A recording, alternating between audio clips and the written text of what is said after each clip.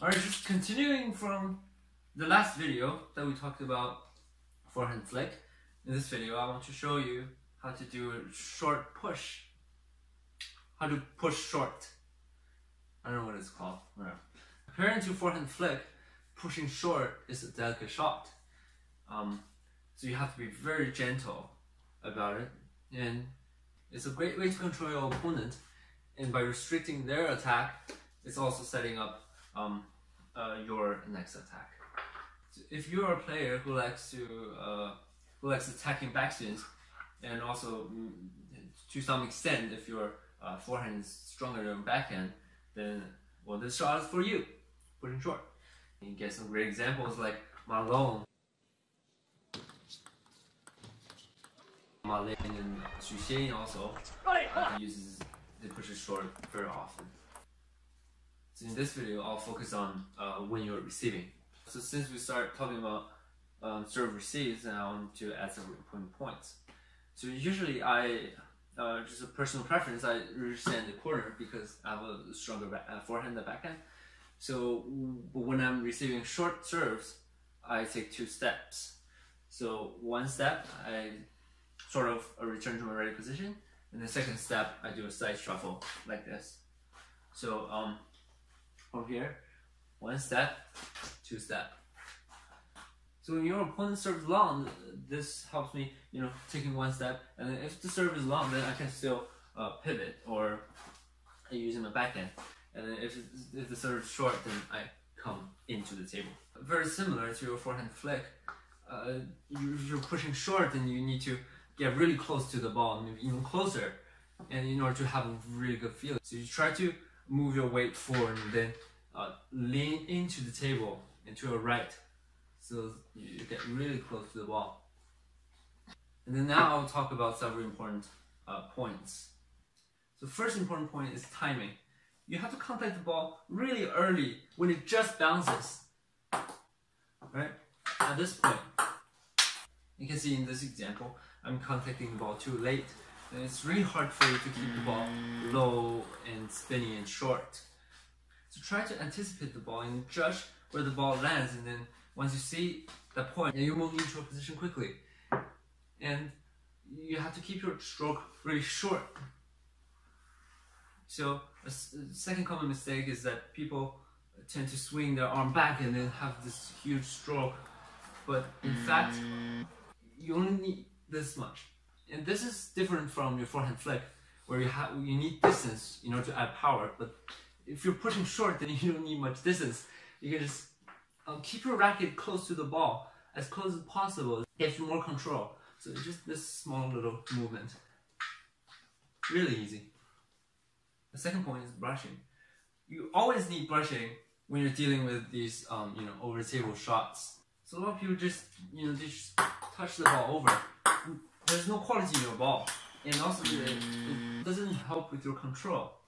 So try to hold the ball longer on your racket. Try to really brush the ball, and then before you contact the ball, keep your finger and wrist, everything relaxed, and then at that one point, just tighten your grip. Very simple. So now I want to introduce a very good exercise where you can practice your brushing. And if you have a partner, you can let them serve short top spins, and then you're pushing that ball short, and then you're aiming for the ball to come back. So in this exercise, don't worry about the arc. It could be high, and you're only trying to put as much backspin as possible on the ball, and that's it. So it helps with your brushing. When you're brushing, keep your good timing. And your contact point should be middle towards the head of your racket. Somewhere here. Somewhere here.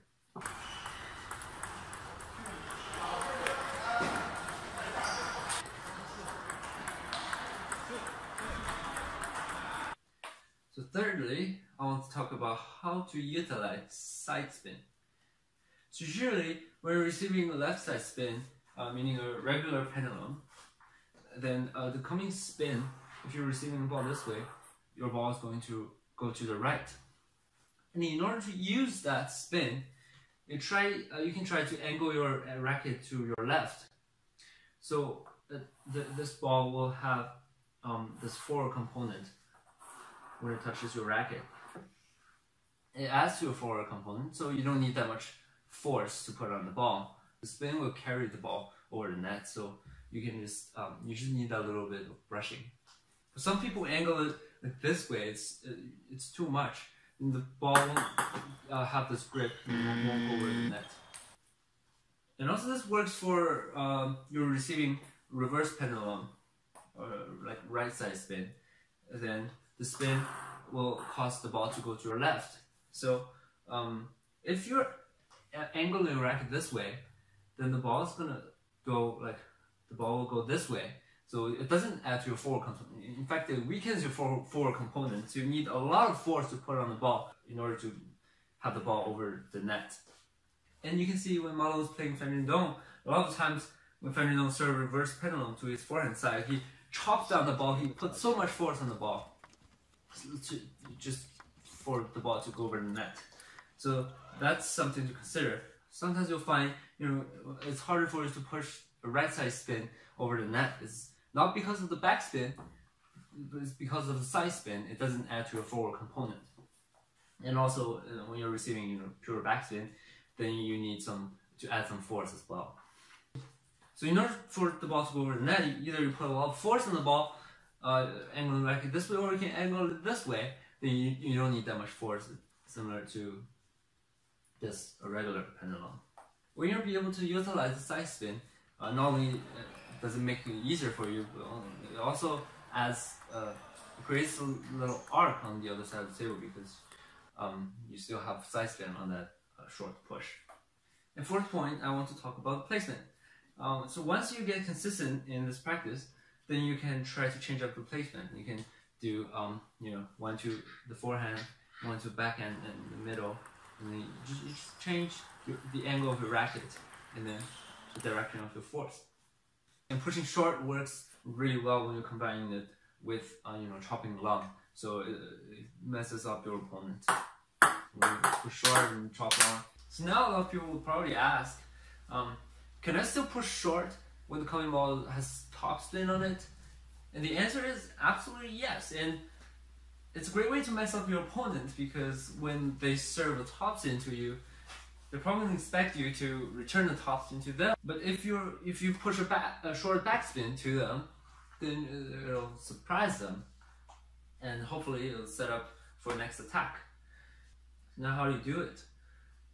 If you just use the same way, then you're definitely going to pop the ball up, like in this example. And that means the angle of your racket is too flat. So try to adjust the angle of your racket depending on the spin. If it has more topspin, then keep it more vertical. And also, you don't need that much forward force for it to go over the net, because it has topspin on it. And try to, it's more like an up and down motion. So you're kind of like chopping compared to backspin, and this is topspin. You still need a lot of brushing, regardless of the spin. So overall, this is a really hard shot, because of the variation your opponent can put on their serves. The length difference, the spin, and the speed. You always have to adjust for every single ball. So you need a lot of practice to have a really good feeling on your hands. So in the beginning, try to have a lower arc and a high success rate, because a spinny high push is still dangerous. Once you get more and more consistent, you can gradually add more and more backspin on it, and start to change up the placement and adding side spin. It takes a lot of time, but still it's a great technique to use during a game. So that concludes this lesson. Thank you for watching, and I'll see you soon.